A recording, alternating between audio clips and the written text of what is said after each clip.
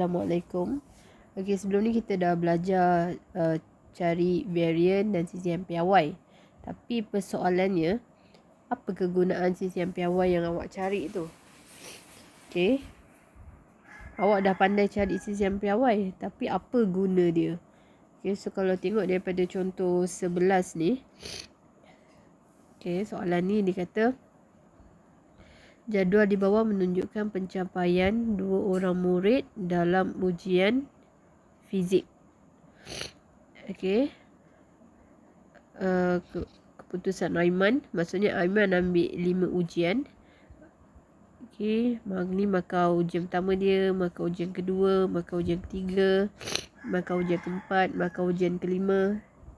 Okey, manakala John pun dia ambil 5 ujian. Okey, soalan dia, salah seorang murid akan dipilih untuk mewakili sekolah dalam satu pertandingan. Tentukan siapakah yang layak dipilih berdasar dan berikan justifikasi anda. Okey, kalau nak pilih suatu pertandingan, pastinya kita nak cari pelajar yang betul-betul bagus kan.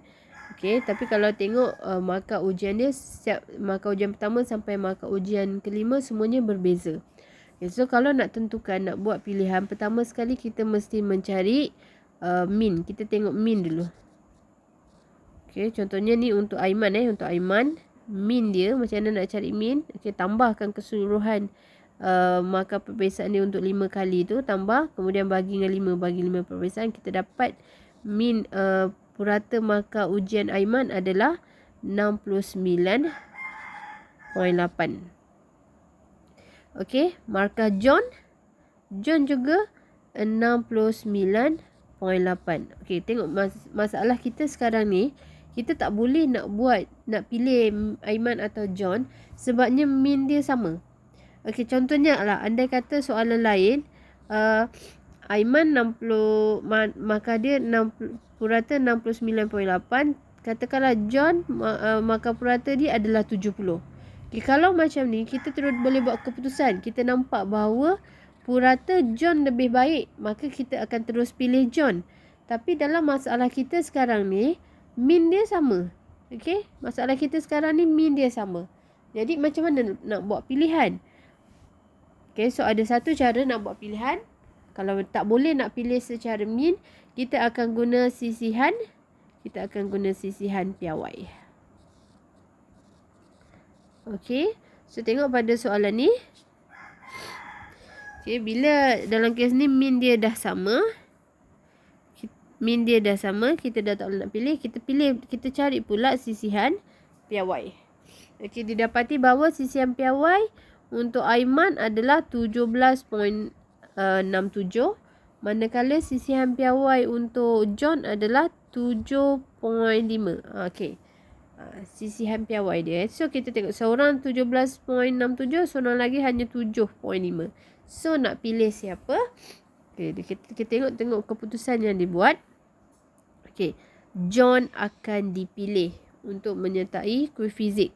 Sebab apa John dipilih? Sebab sisihan piawai markah bagi John adalah lebih rendah. Sisihan piawai dia lebih rendah. That's why lah John lebih sesuai dipilih. Okay, kenapa sisihan piawai dia rendah? So kalau kita tengok markah John, markah John untuk kelima-lima ujian, okay, markah dia lebih konsisten. Kenapa saya kata lebih konsisten?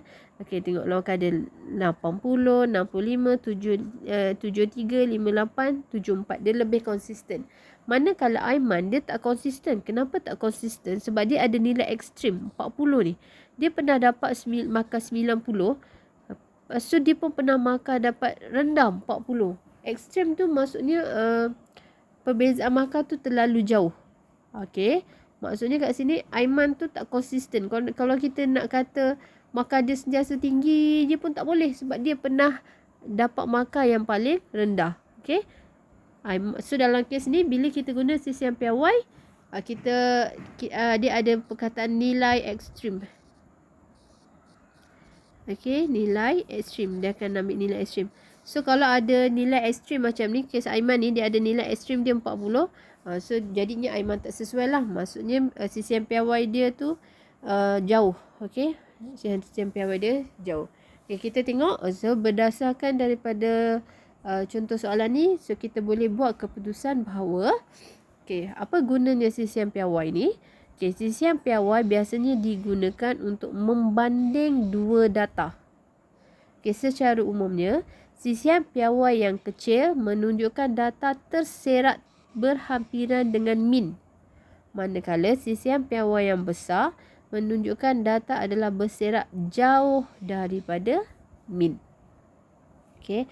So saya harap berdasarkan daripada contoh ni awak jelaslah apa kegunaan CCM piawai sebenarnya. Okay, untuk nak pastikan anda betul-betul faham, okay, saya bagi satu latihan. Latihan ni berada pada muka surat 225, soalan nombor 2. Okey, tengok soalan ni dia kata apa? Encik Rakesh ingin memilih seorang daripada 2 orang murid untuk mewakili sekolah dalam suatu pertandingan kuis perniagaan peringkat kebangsaan. Encik Rakesh telah memberi 5 ujian kepada 2 orang murid. Yang berikut merupakan keputusan 5 ujian berkenaan. Okey, so kita tengok. Okey, Cik Rakesh dah pilih 2 orang murid, iaitu murid A dengan murid B. Okey, ini markah ujian dia. Okey, tentukan sukatan serakan yang sesuai. Tentukan sukatan serakan yang sesuai digunakan untuk Rakesh membuat pilihan. Terangkan bagaimana Encik Rakesh boleh membuat pilihan berdasarkan sukatan serakan yang dihitung. Okey, so pertama sekali bila nak buat pilihan macam ni, pertama sekali awak kena cari min lah. Okey, murid A. Kemudian ada murid B.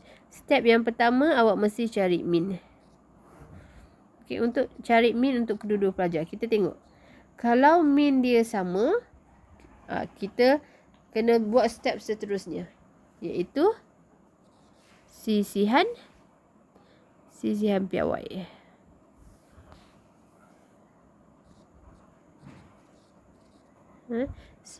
Kena cari pula sisihan piawai kalau kes nilai min dia adalah sama. Okey, untuk kalau nak cari min, ingat balik rumus nak untuk cari min. Min si model X bar, dia adalah jumlah X kemudian bahagi dengan N. Okey, so ini rumus yang awak akan guna untuk cari min. Manakala untuk CCM piawai dalam kes ni, kita lebih sesuai guna CCM piawai yang ini. Okey, nak guna rumus ni. Nak guna rumus yang ni pun boleh. Tapi boleh dua-dua rumus lah. Nak guna rumus yang pertama ni boleh, nak guna rumus yang kedua pun boleh. Tapi saya lebih sesuai, lebih suka gunakan rumus yang kedua. Okey, saya bagi masa awak buat, kemudian nanti hantar pada saya. Terima kasih.